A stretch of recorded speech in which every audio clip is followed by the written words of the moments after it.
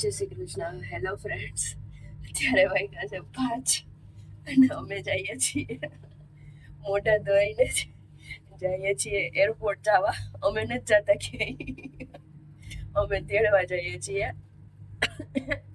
અમારે જીજાજીને તેડવા જઈએ છીએ એરપોર્ટ. એટલે મેં ક્યારે એરપોર્ટ જોયું નહોતું, તો મેં કીધું હાલો ઉઈ જાઓ, મને મજા નથી. ફૂલ શરદી ને એવું છે ને, તો એ છતાં એમ થાય કે ચલો જાવ, કે તારે આવવું હોય તો હાલી એરપોર્ટ જોવા માટે. મેં કીધું સારું ચલો. તો અમે જઈએ છીએ 5 વાગ્યા, એની 6 વાગે છે ને, એની લેન્ડિંગ 6 વાગે છે, એટલે અહીંથી કલાક જ જેવું થાય. એટલે એવું છે. તો બસ જો જઈએ છીએ. એટલે અત્યારમાં ઉઠી ગયો, જો કે મને તો નીંદર બહુ એટલી બધી એવી જ નથી, કારણ કે મજા નથી, કફ ફૂલ થઈ ગયો છે, એવું બધું છે ને. એટલે એને રાતે 1:30 વાગે તો એ બી સુતા હતા, કારણ કે રવિવાર હોય એટલે બીજે દિવસે રવિવાર હોય એટલે ઓમ શાંતિ હોય, અને જીજાજીને બી 12 વાગ્યાની પછી બસ છે, એટલે ઓમ બી એને શાંતિ છે. તો ચલો જઈ આવીએ.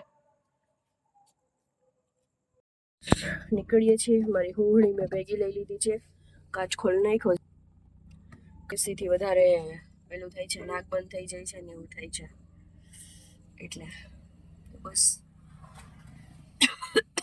કરતા 2 વખત તેડવા જાય ને એકલા જ ગયા. મેં કીધું જોવું કે મારે, કે તો આવજે, એટલા અમે બંને જઈએ છીએ. એ કોઈના મોઢા દેખાતા નથી. શું જવું છો છે.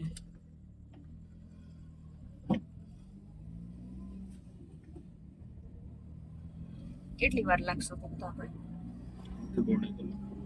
1.5 કલાક થશે મારા ઘરથી. અત્યારે ટ્રાફિક કે સિગ્નલ કઈ ન હોય. મોબાઈલ લીધો તમે? ધીરે ચલાવજો.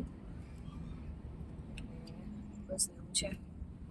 એટલે પછી ત્યાં ઉભા રહેશું ને. ઓલી વખતે તો બહુ મોડી હતી કા તમે ગયા હતા ત્યારે? તો 1.5 કલાક હતી. મોડી નહોતી તો અંદર એને કઈ ખોઈ ગઈ તો બાઈક અંદર ફ્લાઇટ તો એકાય 2-3 આવી હા હોય ને. હા, એટલે આપણે કેમ લગેજમાં પછી ટાઈમ લાગે. હા, લગેજમાં ટાઈમ લાગે ને, એટલે જીજાજીને ત્યારે વાર લાગી, એટલે એમ ટાઈમ લાગ્યો હતો. એવું હતું. અને જવાનું થાય ને એટલે સવારમાં કા વહેલું જ હોય કા 5 ના, એક સવારે હતી નહોતા ગયા? હાજી ના, તઈ ગયા હતા ને. આપણે સાંજે પાછું મૂકવા ગયા હતા આપણે તો. હા, ત્યારે એવું હતું. 6-7 વાગ્યાની હતી ને, 6 ત્યારે એમ કંઈક જ હતું. એટલે એવું થાય છે. તો ચલો જોઈએ ને, બીજું શું.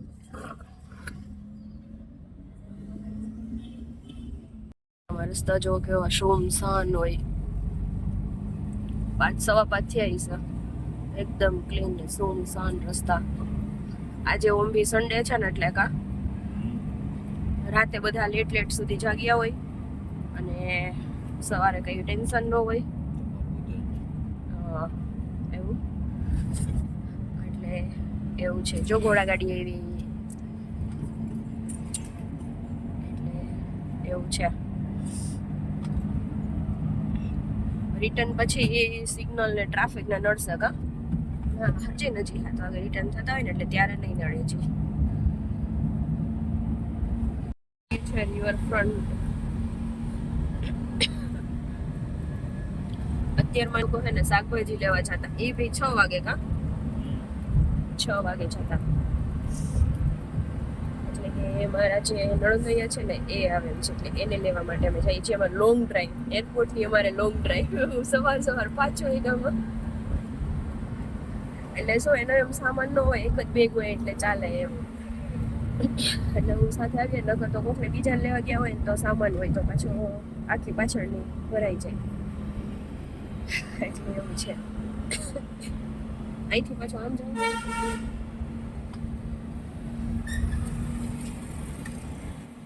અટલ બ્રિજ દેખાય છે. આ અટલ બ્રિજ આવી ગયો. આ રિવરફ્રન્ટ સીધા રોડે લઈ લેશું અમે લોકો. સાબરમતી.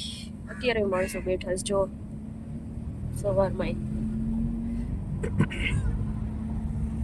બીજો રસ્તો છે ને રાણી ઉપરથી ને એમ જાય. અહીંયા વચ્ચે બ્રિજ ને એવું બને ને એટલે થોડીક ટ્રાફિક હોય, એટલે આ સહેલો પડે. ડાયરેક્ટ એરપોર્ટ ક્યાં રિવરફ્રન્ટ છેક સુધી રિવરફ્રન્ટ આવી રીતે જ છે કન્ટિન્યુઅસ.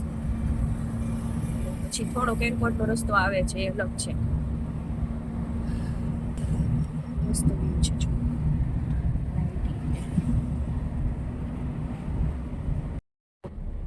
રિવરફ્રન્ટ પૂરો ને, રિવરફ્રન્ટ પૂરો થઈ ગયો. સવારમાં છે ને ખબર ન પડે. અને આ એરપોર્ટનો રસ્તો આવી ગયો. આ એરપોર્ટનો રસ્તો આવી ગયો. આ જો વધારે મોસ્ટ ઓફ બધા મૂકવા વાળા છે, અને જે પેલી આપણે કઈ ટેક્સી વાળા. હા બસ. કેટલા વાગ્યા જોજી? આપણે 5:15 નીકળાવત ને તોય હાલત. 5:30 નીકળાવત તોય હાલત નહીં. કઈ નહીં, ત્યાં ઉભા રહેશે. બહાર ઉભા દે પણ વાંધો આવે. પાછું કેવું છે ને, અંદર પાર્કિંગમાં વધારે વાર અડધી કલાકેનું લિમિટ હોય ને, અડધી પોણી કલાક. પરફેક્ટ એને યાદ નથી, નહીતર પછી ચાર્જ આપવો પડે એવું કંઈક છે. હા, એક વખત તેડવા ગયા હતા ત્યારે એવું હતું. કા એન્ડ સિસ્ટરને તેડવા ગયા હતા ત્યારે એવું નહોતું ને? હા, હર્ષ જીજુ ને ત્યારે. હા, એટલે તો ત્યારે એવું હતું. અને એની જ્યારે સિસ્ટર ઓસ્ટ્રેલિયાથી આવ્યા હતા ને ત્યારે તો વહેલા 3 વાગ્યામાં ગયા હતા. 2:30 કે 3 વાગ્યામાં ગયા હતા તેડવા. ત્યારે તો એવું નહોતું થયું. એટલે એવું છે. ધીરે ધીરે હંકાવતા જઈએ ગાડી. ફટાફટ આવી ગયો ને રિવરફ્રન્ટ. એક વખત અમે ને સાંજે સ્પેશિયલ આમ ખાલી એરપોર્ટ ત્યાં ફરવા જ નીકળ્યા હતા અમે, ત્યારે કેટલું આઘું લાગ્યું હતું આપણને. અને અત્યારે શું કે ટ્રાફિક ન હોય ને, એટલે અહીંયા થોડીક ટ્રાફિક છે. કે આ એરપોર્ટે બધા એમ જતા હોય ને એ રીતના છે ટ્રાફિક. રિવરફ્રન્ટે તો કોઈ ન હોય.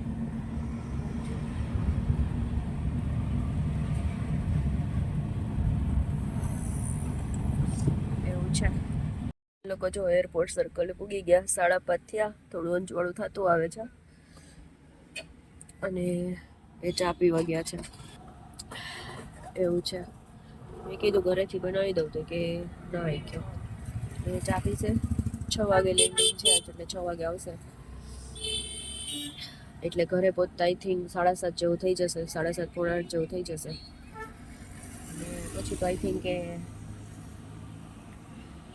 આરામ જ કરશે.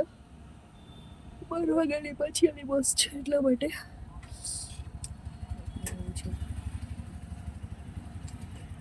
તો ચલો મળીએ. અંદર પ્રોપર તો આપણને શું કહેવાય ન હોય, પણ બહાર મેં કીધું જોઈએ વ્યૂ કેવો છે. હું ક્યારેય ગઈ નથી, એટલા માટે ગયા છીએ. વલ્લભભાઈ પટેલ મથકમાં આપનું સ્વાગત છે.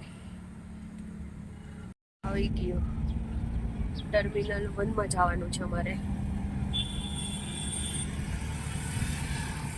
આવી રીતેની ચેકપોસ્ટ હોય છે. ચેકપોસ્ટ આ ટર્મિનલ 2. 1 સીધી છે. બરાબર.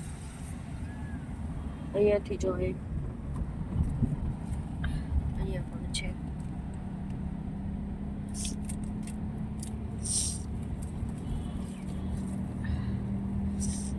અમે વાં સુધી આગળ છે ને વૈડા ને ત્યાં સુધી અમે આવ્યા હતા. ના અંદર સુધી અહીંયા સુધી આવ્યા હતા.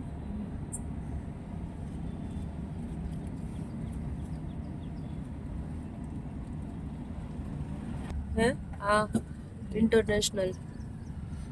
આપણે તો સીધું જ છે ને.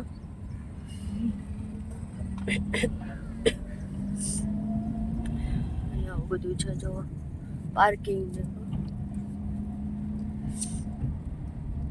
ફર્સ્ટ ટાઈમ જોયું પિકઅપ. No parking. અહીં તો નો પાર્કિંગ લખેલું છે. આમ ઉપર તો કે તોય ઊભા રહેવા દે. અહીંથી આવતા હશે ને.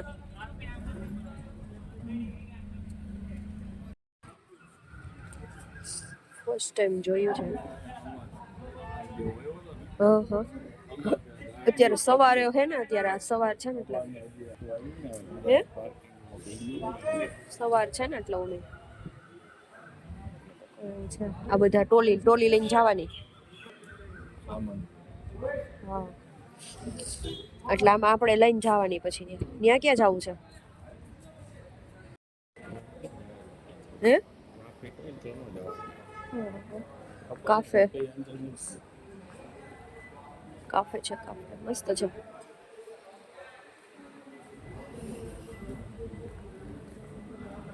મિશ કોફી કાફે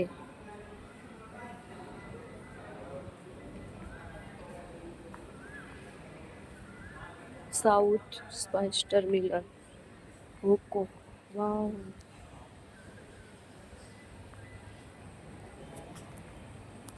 અમે છે ને નાઇટ ડ્રેસ પહેરીને આવ્યા પણ ફોટો ક્લિક કરો તેને ઉઠીને મોઢા ધોઈને ભાગ્યા જ છીએ છે મસ્ત છે લ્યો આમ જો કે અહીંયા તો કાંઈ હોય નહીં સિક્યુરિટી હોય એટલે સમયસર અહીંયા જો ઇંગ્લિશ હિન્દી અને ઓમાય લખેલું એટલે બધાને ખબર પડે એવું છે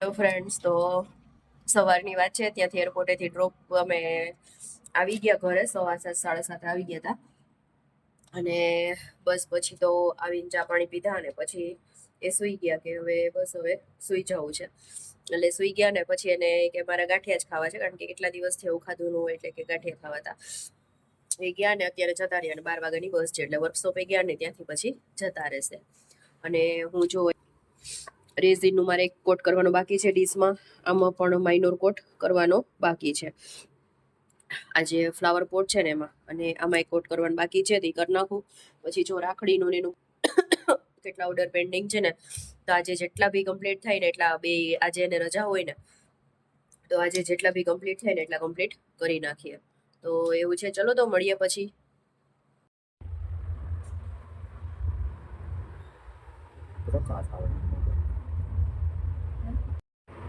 તો આ તમે પાછળ તો આખા બધા રાખડીનો ઓર્ડર છે અલગ અલગ એ બધું છે અહીંયા છે આખી રૂમમાં રાખડીના ઓર્ડર કર્યા છે અહીંયા બી ઓર્ડર છે પણ પેકિંગ ખૂટી ગયા છે અને આ ઓર્ડર જો મારે કમ્પ્લીટ થઈ ગયા છે જે પૂજા થાળી હું તમને કહેતી હતી આ રીતની જે પૂજા થાળી અને રાખડી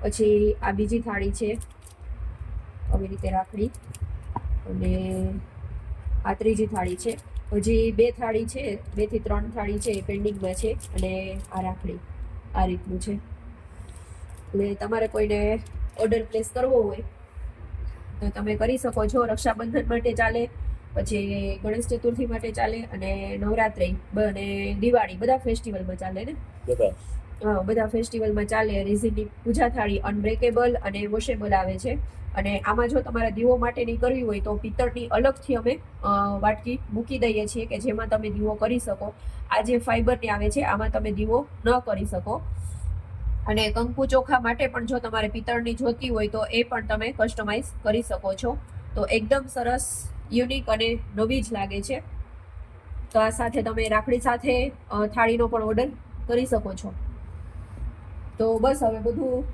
પેકિંગ કરવાનું છે આનું આ રીતથી પેકિંગ કરીશું અને બસ પછી એ લોકોને મેસેજ નાખી દઈશ કે તમારું થઈ ગયું છે અને બીજું જો આટલા ઓર્ડર છે એક આટલી બધી રાખડી છે અલગ અલગ રાખડી છે પણ આના પેકિંગના જે કવર હોય છે ને આવા જે કવર એ ફિનિશ થઈ ગયા છે એટલે આ રાખડી એમનેમ છે એક આ ઓર્ડર હતો 12 થી 13 રાખડી છે ને એટલે બધી અલગ અલગ છે ને હજી પણ ઓર્ડર પેન્ડિંગ છે મને જેટલું સારું હતું એટલું બધું કમ્પ્લીટ કરેલું અને આ વીકમાં જ દેવાનું હતું પણ મારી તબિયત સારી નહોતી ને એટલે પછી હવે આ વીકમાં તો ચલો પેકિંગ કરી લઈએ હવે બરાબર